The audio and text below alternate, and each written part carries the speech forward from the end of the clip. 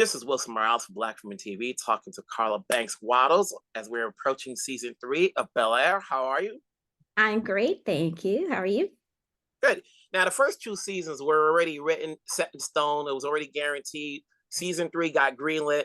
Was it somewhat like a redo? Because now that you have a new season, you can play with it, especially since you came on board on season 2? Yes, definitely.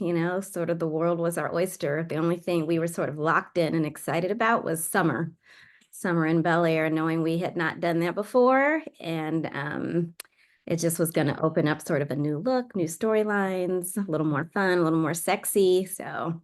yeah, excited about season 3. So this is set in the summer, obviously different. What are we getting this particular season with the characters involved? Yeah, I would say we've never seen summer in Bel-Air. We've always been in school uniforms, in the hallways. So it really was a chance for the young people on the show to have a little more fun and really experience what a fun summer in Bel-Air is like Mhm. outside of school. So being outside, being at the beaches, going on dates, parties, working at the country club. A country club is a big set piece in season 3. Sort of something that Will and Carlton will do this summer. Going on vacations. So all the things that you think that summer brings, and really leaning into that for our characters this season. Carlton went through a journey last season.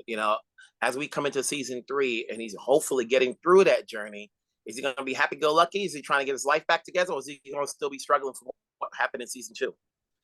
Listen, it's trying to find a balance, of being real to what a young teenager going through that experience, going through addiction, going through anxiety, being on medication, going through rehab, staying true to the reality of that, but also knowing that we want Carlton to experience a little more joy this season because we have seen him on the struggle bus for a long time and people are really rooting for Carlton to succeed.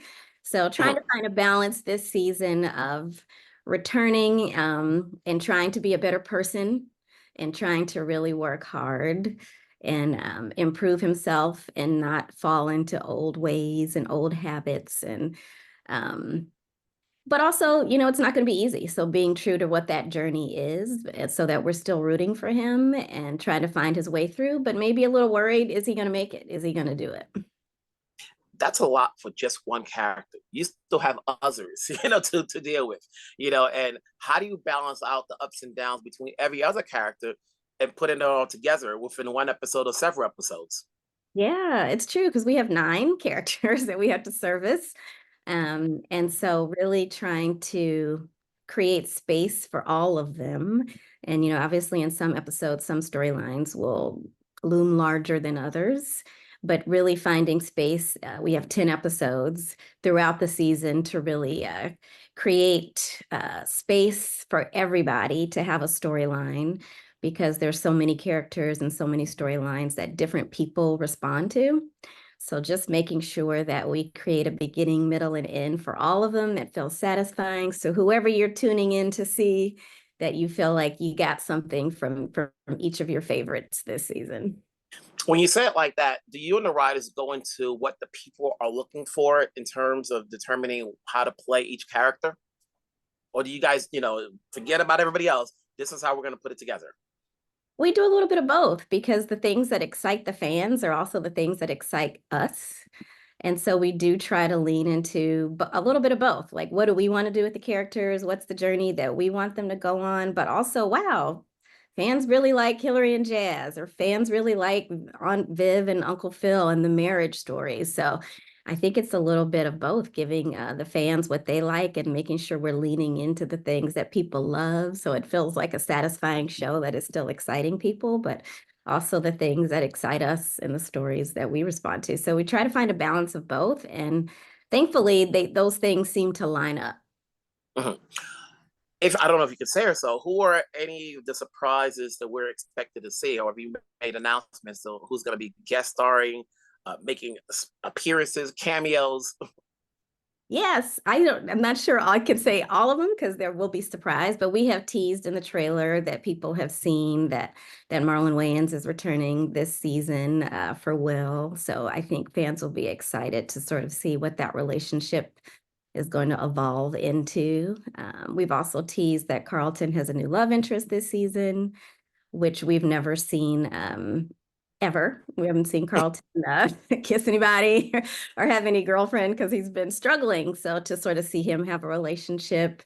So yeah, we have a few exciting new cast coming our way this season.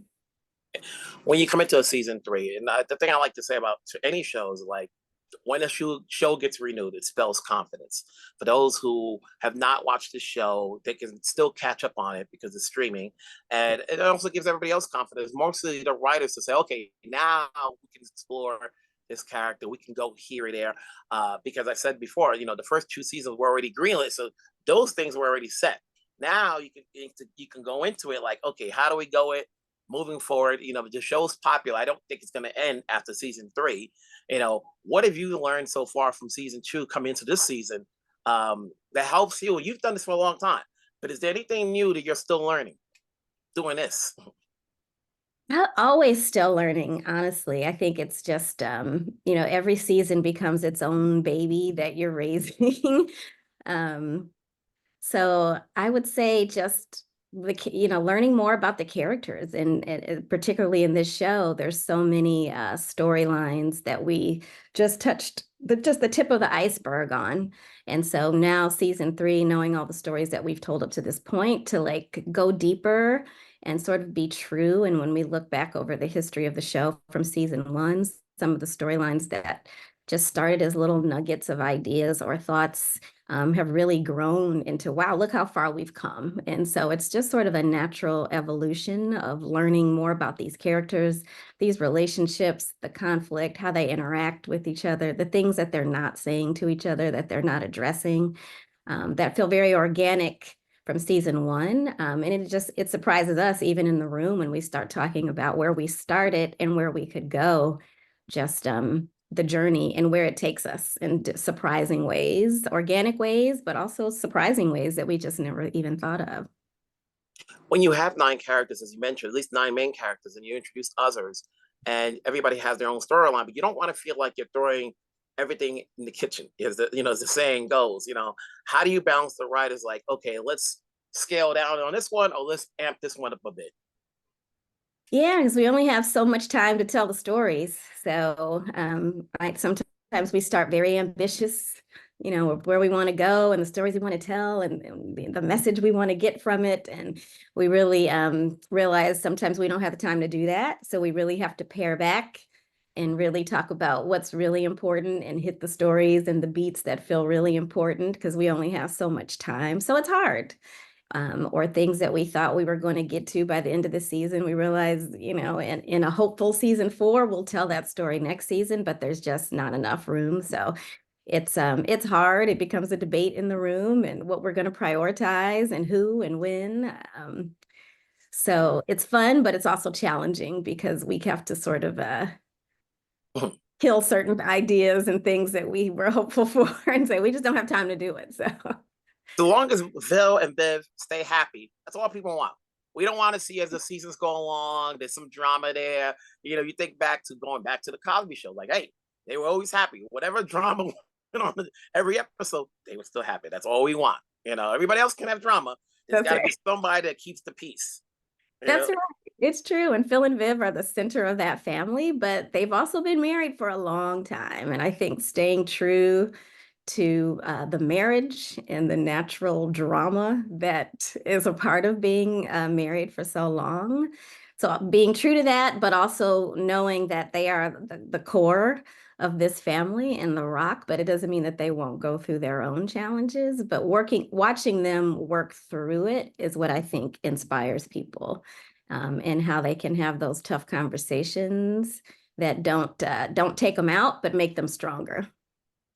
When you have certain storylines, whether it's Carlton and his drug addiction and Hilary with the things she does social media, do you guys bring on consultants so that way whatever storyline you're telling, we the audience know this is organic, this is real, as opposed all this is totally fictional.